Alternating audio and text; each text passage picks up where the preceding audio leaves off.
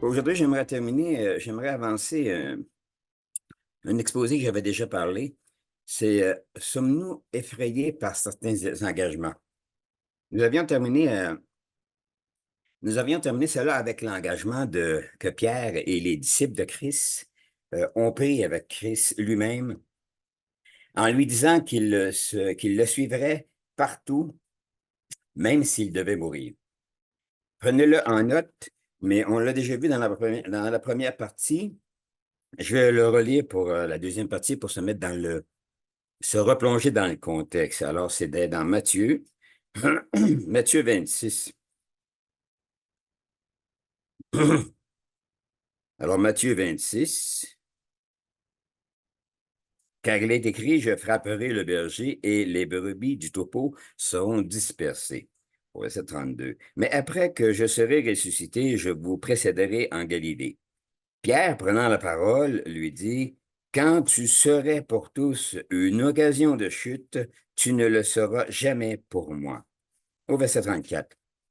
Jésus lui dit, je te le dis en vérité, cette nuit même, avant que le coq chante, tu me renieras 3 fois. Et au verset 35, Pierre lui répondit, quand il me faudrait mourir avec toi, je ne te renierai pas. Et tous les disciples dirent la même chose. Nous avions vu dans la première partie que certains engagements ne nécessitent pas de grandes obligations ou de grandes implications en tant que responsabilité venant de nous.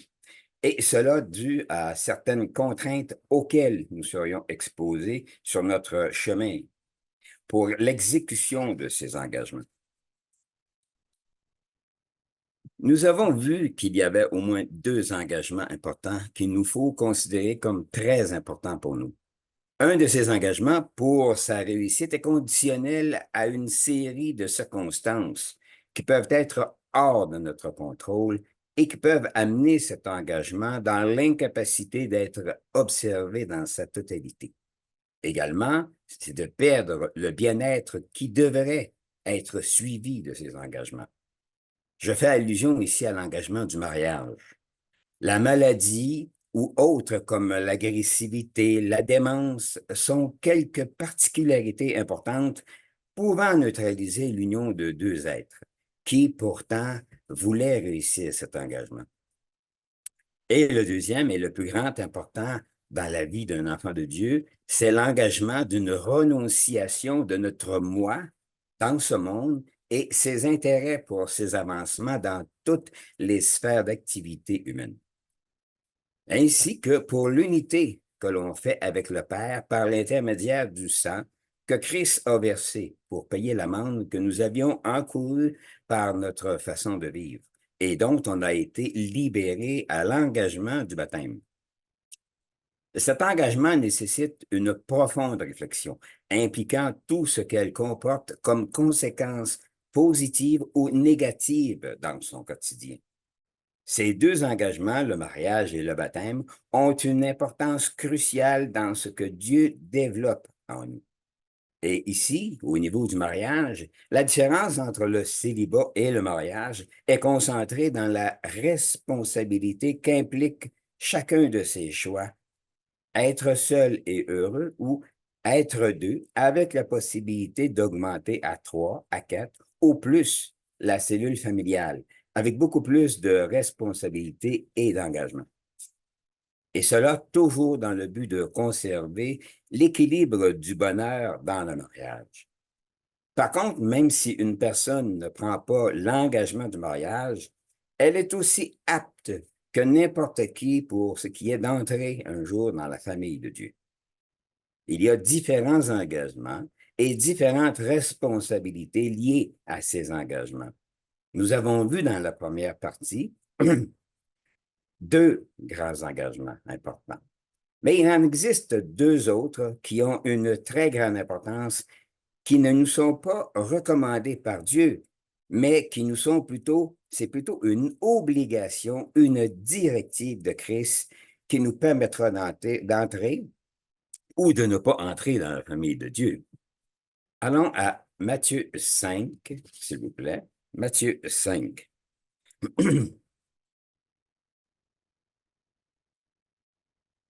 Matthieu 5, et nous prendrons le verset 43. Matthieu 5, 43. Vous avez appris qu'il a été dit, tu aimeras ton prochain et tu haïras ton ennemi. Au verset 44, mais moi je vous dis, aimez vos ennemis, bénissez ceux qui vous maudissent, faites du bien à ceux qui vous haïssent, et priez pour ceux qui vous maltraitent et qui vous persécutent. Allons également à Romains. Romains. Romains, et nous irons dans le chapitre 12 de Romains, et nous prendrons le verset 19 à 21. Romains 12, 19. C'est très relié avec ce que nous venons de voir. Ne vous vengez point vous-même, bien-aimés, mais laissez agir la colère, car il est écrit, à moi la vengeance, à moi la rétribution, dit le Seigneur. Au verset 20. Mais si ton ennemi a faim, donne-lui à manger. S'il a soif, donne-lui à boire. Car en agissant ainsi, ce sont des charbons ardents que tu amasseras sur sa tête. C'est une directive très, très claire. Pas facile à faire, je vous l'avoue, mais c'est ce qui doit être fait. Dominer nos émotions, ce n'est pas quelque chose de simple. C'est tout un processus que nous verrons dans un autre exposé. Nous reviendrons sur ce troisième engagement dans quelques instants. Mais je voudrais revenir sur l'engagement du baptême. On se souvient que Pierre et les disciples de Christ ont failli à leur engagement. Tant il y a aussi longtemps que Christ était avec eux et accomplissait miracle sur miracle, la sécurité et le bien-être des disciples de Christ étaient palpables. Étant donné l'étonnement de toutes les personnes qui assistaient à différents miracles que Christ exécutait. Lorsque Christ fut arrêté, l'atmosphère de leur bien-être a littéralement changé et la peur les a assaillis et ils ont abandonné.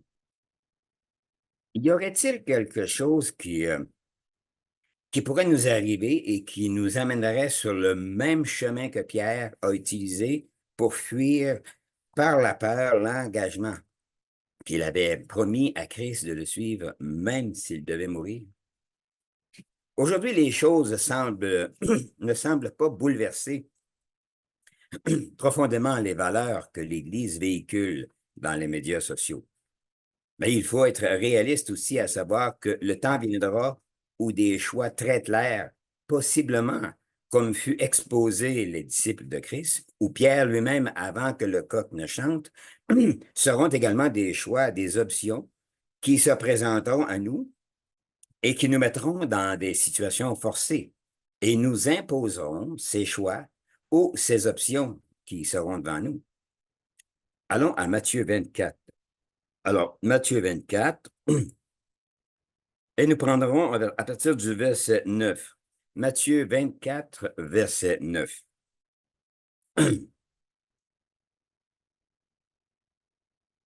Alors, alors on vous livrera au tourment, et l'on vous fera mourir, et vous serez haïs de toutes les nations à cause de mon nom. Verset 10. Alors aussi, plusieurs succomberont, et ils se trahiront. Ils se trahiront, se haïront les uns les autres. Plusieurs faux prophètes s'élèveront et ils séduiront beaucoup de gens. Au verset 12, et parce que l'iniquité se sera accrue, la charité du plus grand nombre se refroidira. Et enfin, au verset 13, mais celui qui persévérera jusqu'à la fin sera sauvé. Christ parlait pour ses disciples, ceux de son temps à lui, mais ses écrits sont également et surtout pour ceux d'aujourd'hui. Au verset 12, Au verset 12, nous pouvons constater que l'Église n'est pas rendue à cette étape, mais on s'y rapproche. Permettez-moi de répéter le chapitre, le verset 12. Et parce que l'iniquité se sera accrue, la charité du plus grand nombre se refroidira. On n'est pas là, mais on s'en vient vers ça. La sagesse et l'intuition de Dieu qui nous sera accordée seront d'une importance capitale à ce moment-là. Mais pour obtenir cette sagesse et cette prise de position de Dieu en ce temps-là, c'est aujourd'hui que tout se planifie. Ce sont les prises de position que nous faisons maintenant à l'égard de l'engagement que Dieu nous a proposé et que nous avons accepté avec toutes ses contraintes. Depuis que Christ a rétabli la vérité concernant les voies à suivre, surtout depuis 1934, par la diffusion de l'existence du vrai Dieu et de ce qu'il a comme plan pour l'humanité, il y a beaucoup d'entraves ont été placées devant l'Église pour empêcher la connaissance d'être véhiculée pour le plus grand nombre de gens possible. Il y a même eu différentes divisions au sein de l'Église elle-même, et cela depuis la venue de Christ il y a 2000 ans environ. Le même stratège ou encore le même scénario est utilisé par Satan, toujours dans le but d'épanouir, pour créer le doute, le désordre, l'égarement et enfin la division. Nous avons un bon exemple avec Ève et son détachement de Dieu simplement par quelques mots bien utilisés et amenant Ève à couper les liens précieux qu'il avait avec leur Créateur. Prenons quelques instants et revoyons à cet effet l'exemple de Ève dans Genèse 3, s'il vous plaît. Genèse 3. Genèse 3 et nous prendrons le verset 4. Genèse 3 au verset 4. Ici, c'est le serpent qui répond à la femme, alors que la femme, Ève, lui avait dit il ne devait pas manger du fruit de l'arbre au lieu du jardin. Alors le serpent dit à la femme au verset 4, vous ne mourrez point. Au verset 5, mais Dieu sait que le jour où vous en mangerez, vos yeux s'ouvriront et que vous serez comme des dieux connaissant le bien et le mal. Simplement par quelques mots, Satan a amené l'esprit de Ève à se poser beaucoup de questions et à se dire, voyons, est-ce qu'on a eu tout ce qu'il fallait de la part de Dieu comme renseignement? Et ils ont chuté. Un engagement doit satisfaire les parties qui sont impliquées dans cet engagement. Et les parties impliquées doivent tous collaborer à la réussite de cet engagement. Il en va de même pour nous et Dieu. Allons à Philippiens 1. Philippiens 1. Philippiens 1, et prendrons le verset 6 de Philippiens 1. Je suis persuadé, c'est l'apôtre Paul qui parle ici, je suis persuadé que celui qui a commencé en vous cette bonne œuvre la rendra parfaite pour le jour de Jésus-Christ. Allons également à 1 Pierre. 1 Pierre. 1 Pierre. 1 Pierre, nous prendrons 1 Pierre 5. Nous prendrons le verset 10. Je suis dans 1 Pierre 5 au verset 10. Le Dieu de toute grâce qui vous a appelé en Jésus-Christ à sa gloire éternelle, après que vous aurez souffert un peu de temps, vous perfectionnera lui-même, vous affermira, vous fortifiera, vous rendra inébranlable. Nous savons que Dieu va investir particulièrement de son temps à notre réussite sur l'engagement que nous avons pris avec lui. Mais nous, quel est le degré de notre désir d'investir pour parvenir à l'engagement final qui est l'entrée dans le royaume qui aboutira seulement au retour de Christ? Pour Dieu, le temps n'existe pas et les obstacles et les contraintes ne l'affectent pas. Il a le contrôle total sur toutes ces choses, qui, par contre, pour nous, elles sont désagréables, mais elles doivent être surmontées et vaincues. L'engagement que nous avons pris avec Dieu ne doit jamais devenir une option de regret ou de déception à cause des contraintes qu'elle engendrera et des perturbations qui pourraient s'y rattacher. Allons à Acte 14. Acte 14. Et nous prendrons le verset 22 de Acte 14. Fortifiant l'esprit des disciples, les exhortant à persévérer dans la foi et disant que c'est par beaucoup de tribulations qu'il nous faut entrer dans le royaume de Dieu. Allons à Marc, s'il vous plaît, Marc 4. Marc 4. Nous sommes dans Marc 4. Marc 4 au verset 16 et 17. Marc 4, 16 et 17. Les autres, c'est la parabole du semeur. Les autres, pareillement, reçoivent la semence dans les endroits pierreux. Quand ils les entendent, la parole, ils la reçoivent d'abord avec joie, au verset 17. Mais ils n'ont pas de racine en eux-mêmes, ils manquent de persistance.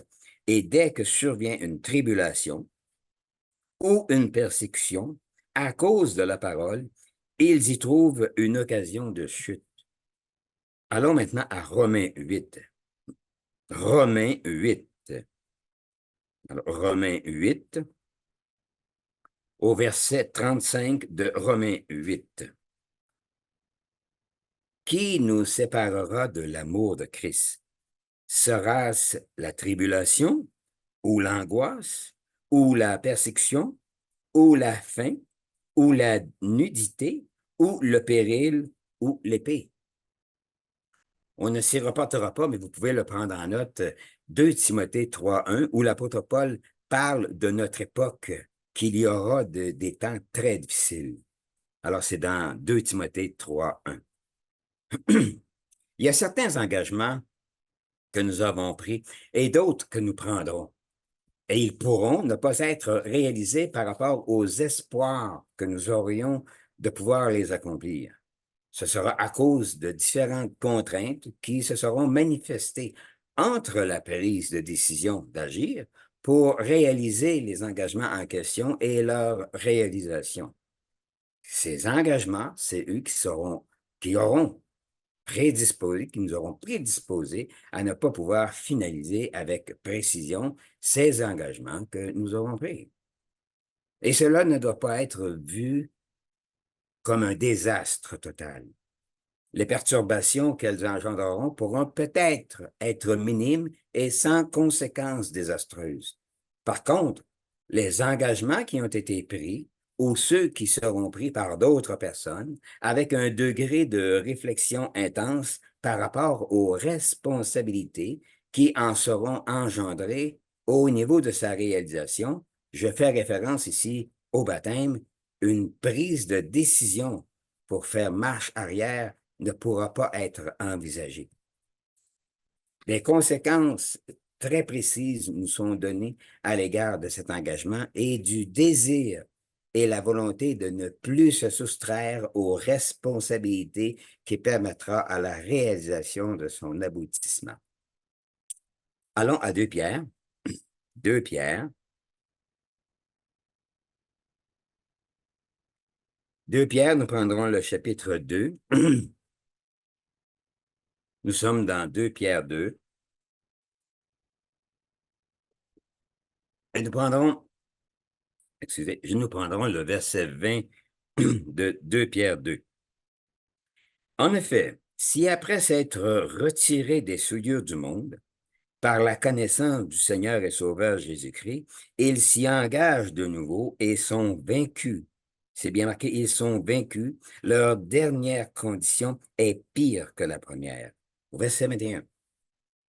Car mieux valait pour eux n'avoir pas connu la voie de la justice que de se détourner après l'avoir connu du saint commandement qui leur avait été donné.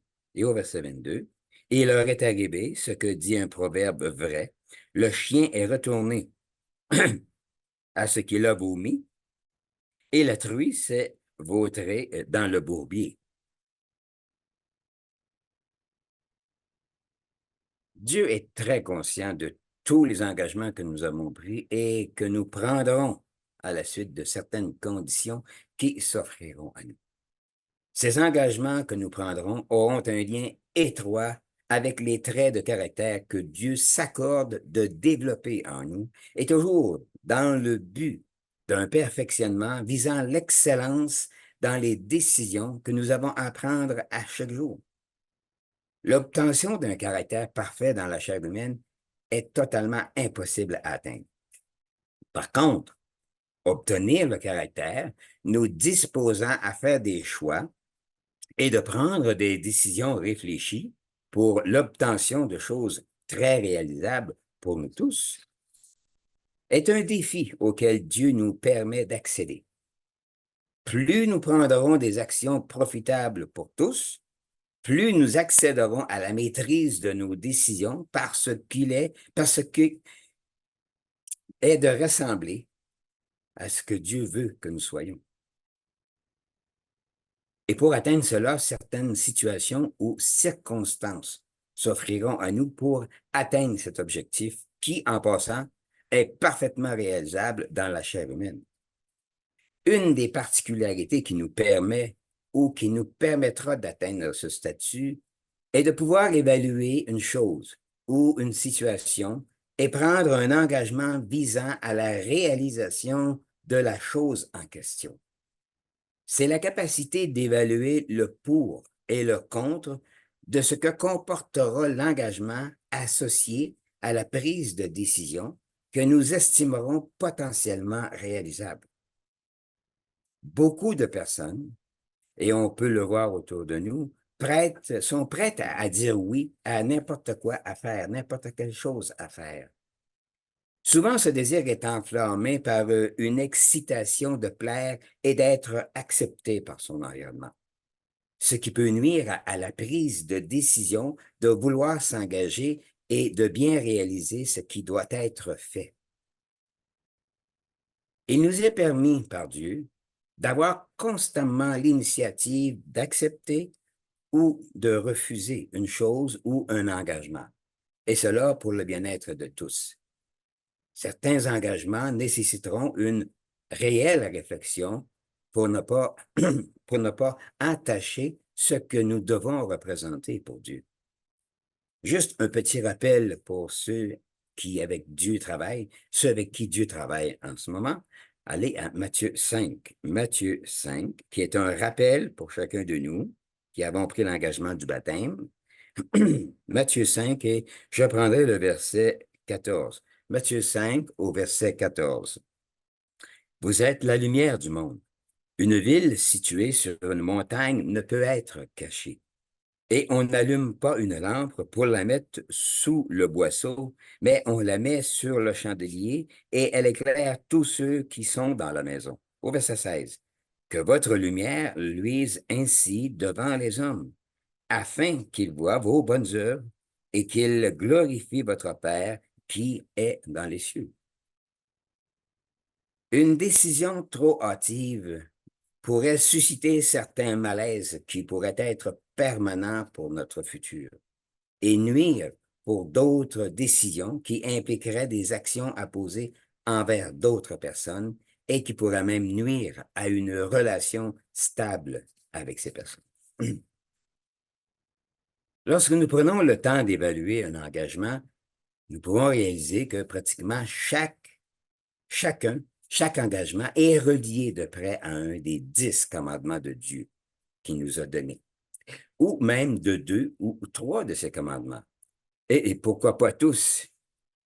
Si on les regarde très profondément, on va se rendre compte que pratiquement tous les commandements sont impliqués de près ou de loin dans le mauvais engagement. Et cela implique une capacité de réflexion, à savoir avec précision, ce qui ressortira d'une action posée à l'égard de n'importe quel engagement qui nous sera proposé. Il est même possible que certains engagements pourraient être difficilement réalisables, et cela même venant d'une obligation de Dieu. Allons à Luc 6. Luc 6. Nous prendrons le verset 27 et 28. Nous avons déjà touché une partie de ce verset avec un autre passage. Mais je vous dis à vous qui m'écoutez, aimez vos ennemis, Faites du bien à ceux qui vous haïssent. Et au verset 28, bénissez ceux qui vous maudissent, priez pour ceux qui vous maltraitent. Allons également à Matthieu 10. Matthieu 10. Matthieu 10. Et nous prendrons le verset 34 de Matthieu 10. Alors, je suis dans Matthieu 10 au verset 34. Ne croyez pas que je sois venu apporter la paix sur la terre. Je ne suis pas venu apporter la paix, mais l'épée. Car je suis venu mettre la division entre l'homme et son père, entre la fille et sa mère, entre la belle-fille et la belle-mère. Et l'homme aura pour ennemi les gens de sa maison. Ce genre d'engagement venant de Dieu peut s'avérer très difficile pour certaines personnes. Cela implique une obligation et une énorme responsabilité à assumer pour être reconnus comme des enfants de Dieu qui suivent Christ et ses enseignements. Tant et aussi longtemps que nous n'avons pas été exposés à ce genre de situation, il ne nous est pas possible de saisir l'ampleur du dégât, l'ampleur des perturbations que cela puisse susciter en nous. Ça, c'est pour les ennemis que nous pourrions avoir dans le monde, collègues de travail ou des patrons eux-mêmes, ou simplement des gens que nous rencontrons pour la première fois, mais que nous ne faisons pas bonne impression pour eux. Mais il existe quelque chose de beaucoup plus terrifiant en tant qu'ennemis. Ce sont des frères et des sœurs en Christ qui sont malheureusement devenus des ennemis pour nous. Satan aime provoquer et produire ce genre de situation. Naturellement et heureusement, il ne lui est permis d'accomplir uniquement ce que Dieu lui ordonne de faire, comme ce fut le cas pour Job. Voyons quelques passages justement à cet égard. Allons à Job 1. Job 1.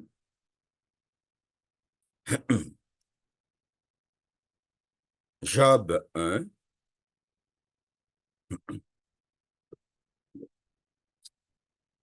Nous prendrons, nous prendrons le verset 8 de Job 1. L'Éternel dit à Satan, as-tu remarqué mon serviteur Job?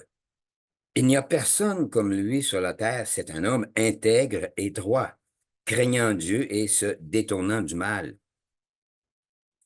Voyons maintenant l'arrogance de Satan face à Dieu à l'égard de la justice de Job. Allons au verset 11. Au verset 11, c'est Satan ici qui parle. Mais étends ta main, touche à tout ce qui lui appartient, et je suis sûr qu'il te maudit en face. En lisant le reste des activités de Job, malgré tous les désastres qui l'ont frappé, il reste imperturbable dans la loyauté, dans sa loyauté à Dieu. Allons à un autre passage où Satan ne lâche pas prise et revient à la charge contre Job dans le but de déstabiliser Dieu pour l'intérêt qu'il porte sur Job et sa loyauté. Nous sommes dans Job 1. Allons à Job 2. Job 2, nous prendrons le verset 3 de Job 2. L'Éternel dit à Satan, d'où viens-tu? Et Satan lui répondit à l'Éternel de parcourir la terre et de m'y promener. Alors au verset 3, l'Éternel dit à Satan, as-tu remarqué mon serviteur Job? Il n'y a personne comme lui sur la terre, c'est un homme intègre et droit, craignant Dieu et se détournant du mal. Ici, il y a une petite phrase qui est importante. Il demeure ferme dans son intégrité et tu m'excites à le perdre sans motif. Au verset 4, et Satan répondit à l'Éternel, peau pour peau, tout ce que possède un homme, il le donne pour sa vie. On peut constater encore l'arrogance de Satan face à Dieu par rapport à la justice imperturbable de Job, comme on vient de voir dans 4 et 5, dans le verset 4 et 5. Nous sommes toujours dans Job 2. Alors maintenant au verset 6 et 7. L'Éternel dit à Satan, voici, parce que Dieu lui donne la permission maintenant de toucher à son corps et non pas à ses biens matériels. L'Éternel lui dit, voici, je te le livre, seulement épargne sa vie. Il est obligé de faire ce que Dieu lui dit de faire. Et Satan se retira de devant la face de l'Éternel, puis il frappa Job d'un ulcère malin depuis la plante du pied jusqu'au sommet de la tête.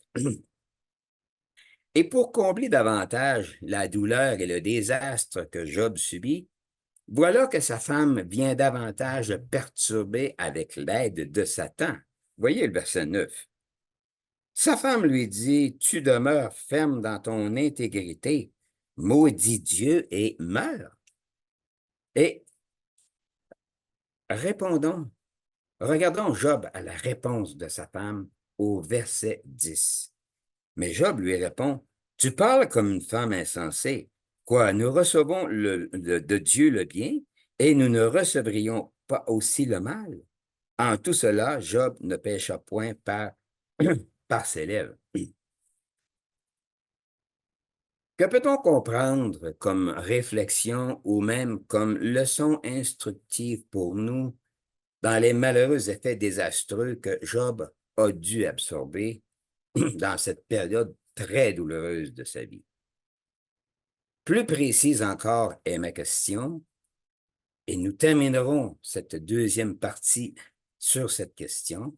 Est-ce que Satan agit de même avec nous pour créer un environnement propice à un échec de notre part à l'égard de l'engagement que nous avons pris avec Dieu à notre baptême? Et la réponse est certainement.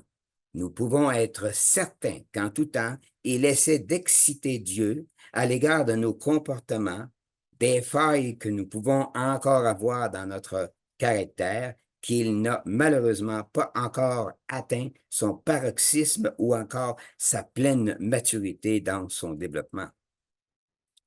Étant donné l'importance des engagements que nous avons à prendre, euh, il y aura une troisième partie finale sur cet exposé. Sommes-nous effrayés par certains engagements? Sur cela, je souhaite à tous un agréable sabbat, un jour de repos et de méditation.